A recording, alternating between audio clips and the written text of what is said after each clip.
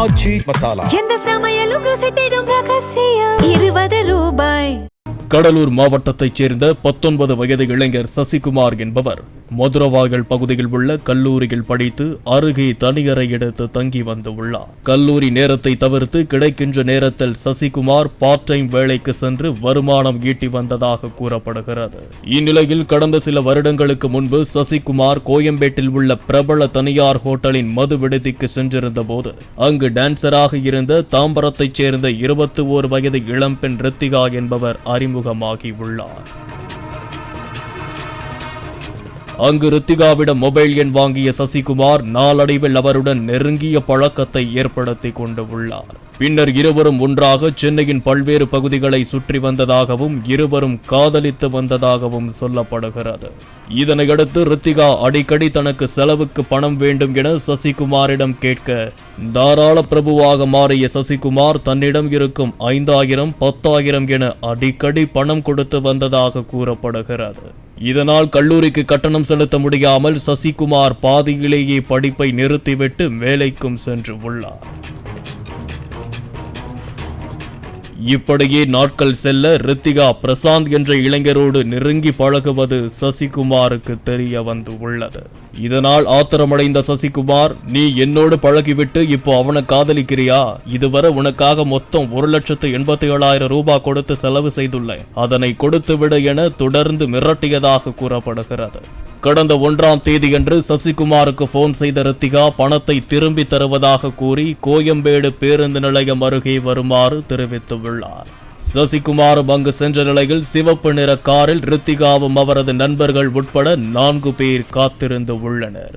சசிகுமார் அந்த காருக்குள் ஏறியதும் பணம் தாம்பரத்தில் உள்ளது, இப்போது அங்குதான் போகிறோம் என கூறி சசிகுமாரை ரித்திகா அழைத்து சென்று உள்ளார்.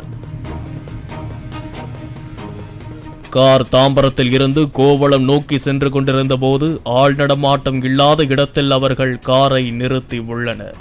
அப்போது ரித்திகாவின் நண்பர்களான இன்னும் 4 பேர் அங்கு வந்து சசிகுமாரை கட்டையால் தாக்கியதாக சொல்லப்படுகிறது. இதில் மயக்கமடைந்த சசிகுமாரை வழியில் இருந்த கால்வாய் ஒன்றில் அவர்கள் தூக்கி வீசிவிட்டு சென்றதாக கூறப்படுகிறது. மயக்கம் தெளிந்த சசிகுமார் தனது போனை எடுத்து நடந்ததை அனைத்தையும் தனது தந்தைக்கு தெரிவித்து உள்ளார். பின்னர் கீழ்ப்பாக்கம் அரசு மருத்துவமனையில் சிகிச்சைக்காக சென்றார். தகவல் அறிந்து வந்த போலீசார் சசிகுமாரிடம் விசாரணை மேற்கொண்டனர். சசிகுமார் அளித்த புகாரின் பேரில் விசாரணையை தொடங்கிய கோயம்பேடு கீழவன் போலீசார் கடத்தலில் ஈடுபட்ட தாம்பரத்தைச் சேர்ந்த ரித்திகா மற்றும் அவரது நண்பர்களான சஞ்சய், சரவணன், சேலையூரைச் சேர்ந்த தர்ஷினி ஆகிய 4 பேரையும் கைது செய்தனர்.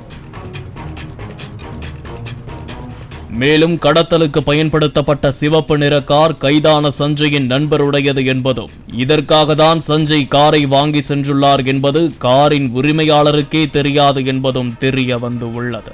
ரித்திகா தனது காதலன் பிரசாந்திடம் சசிகுமார் அடிக்கடி போன் செய்து கொடுத்த பணத்தை கேட்பதாக தெரிவித்துள்ளார். அப்போது பிரசாந்த் சசிகுமாரை கடத்தி சென்று தாக்கினால் பணம் கேட்க மாட்டான் என திட்டம் தீட்டியதும் விசாரணையில் தெரிய வந்தது. பிரசாந்த் உட்பட இன்னும் 4 பேர் தலைமறைவான நிலையில் போலீசார் அவர்களை தேடி வருகின்றனர்.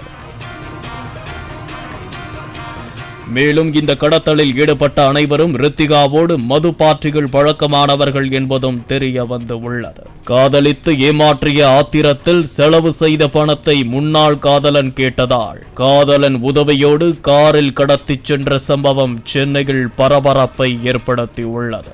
பாலிமர் செய்திகளுக்காக மதுரவாயல் செய்தியாளர் ரியாஸ் அகமது. ஆச்சி மசாலா எந்த சமையலும் ருசி தேடும் ரகசியம் 20 ரூபாய்.